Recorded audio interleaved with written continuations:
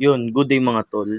Ang mga Syrian hamster or mga hamster, may mga kanya-kanyang behavior talaga yan. Merong sobrang amo, meron namang sobrang wild. Parang sa mga dwarf hamster, yan. Mamaya papakita ko. Ito lang, pakita ko muna dito sa itong golden hamster ko na female or itong albino ko. Napakasungit na ito. Hindi tulad ng ibang female ko. Kahit siya yung ililipat ko sa cage ng male, ito, example, ito yung male. Yan, lilipat ko siya. Siya yung mas matapang. Tingnan natin. Bali, in-hit na to kasi matagal na tong nakawalay. Pero ito, ang tapang talaga na ito mga tol. Panorin lang natin sila. Yan, nagkakaamuyan na sila. Pero ang mga away dyan, itong albino na golden hamster. Pero sa totoosin lang, mas masungit talaga ang female. Tas ang male ang sobrang bait talaga at mapag-unawa. Real life. Ayan na mga tol. Inaaway na siya ng female. Nagsusungit na siya. Dapat kasi pag ganyang matagal nang nakahiwalay yung female tsaka yung male sa isang kulungan, pagkasalang mo pa lang, mag-i-inhit na rin yung female. Tutuwad na yan, papakita na ng motibo sa male. Pero itong golden hamster ko na albino, hindi siya ganun. Sobrang wild talaga ng behavior niya. Tamang away talaga siya. Ayan, ganyan lang yung male, walang palag. Hindi niya madiskarte yan kasi nga inaaway, ayan no. Inaaway siya ng female. Sinubukan ko na rin tong i-breed sa iba pero wala, nag-aaway talaga. Ayan, naawatin ko na sila. Ganito tong female na to.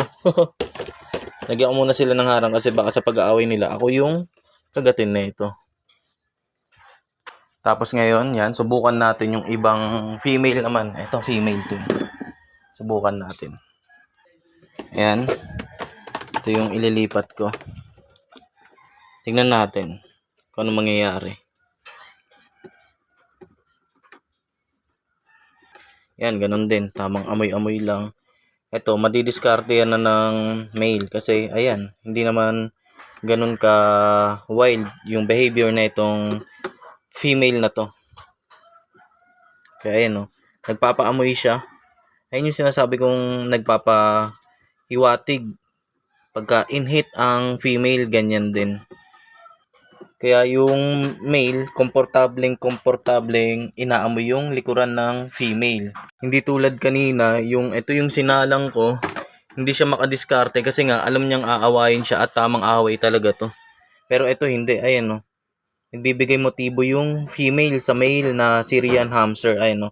Tinutuwad-tuwad niya at tinahayaan niyang amoy-amoyin yung kanyang likuran o yung ari ng female hamster. Iba-iba ang behavior talaga ng mga hamster. Kaya merong hindi mo dapat pagsamahin sa iisang cage, merong pwede naman silang pagsamahin.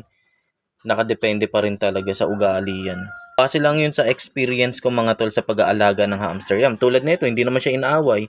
Nadidiskarte yan niya ng maayos yung female. Kasi yung female, pumapayag din naman. Eh no, walang problema. Umihinto na yung female. Kumukuha lang ng tamang spot yan mga tol. Pero magpapa-bang-bang na rin yan. Yan no, nanahimik na. Mapapansin nyo dito mga tol, yung lalaki yung gumagalaw ng maayos. Hindi tulad nung ito yung sinalang ko, yung lalaki sobrang tahimik lang niya sa gilid at umihiga-higa lang dahil nga inaaway siya ng female. Hindi tulad dito na siya ang gumagalaw at kalmado lang tong female na Syrian hamster natin. Ibig sabihin yan kaya siya nagaganyan, parang way niya o nag-aayos siya. Basta ganun. Bago niya bembangin yan.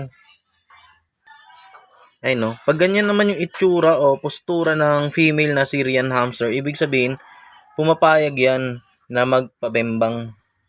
Yan no, pumipeso na siya. Pero medyo matagal-tagal lang ang kanilang ligawan ng pagme-mate. Ang female ang humihiga, ibig sabihin, nakokontrol siya ng male. Ayan, napapasunod niya. Hindi tulad dito, no, ito yung sinalang ko, etong female na to ang kumokontrol dito sa male na Syrian hamster. Kaya ayun yung depende pa rin sa behavior talaga yan ng mga alaga natin. Kung pwede pagsamahin o hindi. Ito hindi ko siya ma-breed kasi nga moody siya, tamang away siya, wild. Talagang kinaagat niya yung male, baka magkasugat-sugat yung male natin, may mamatay pa. Wawa naman. Pero syempre, ibibreed pa rin natin to sa tamang panahon.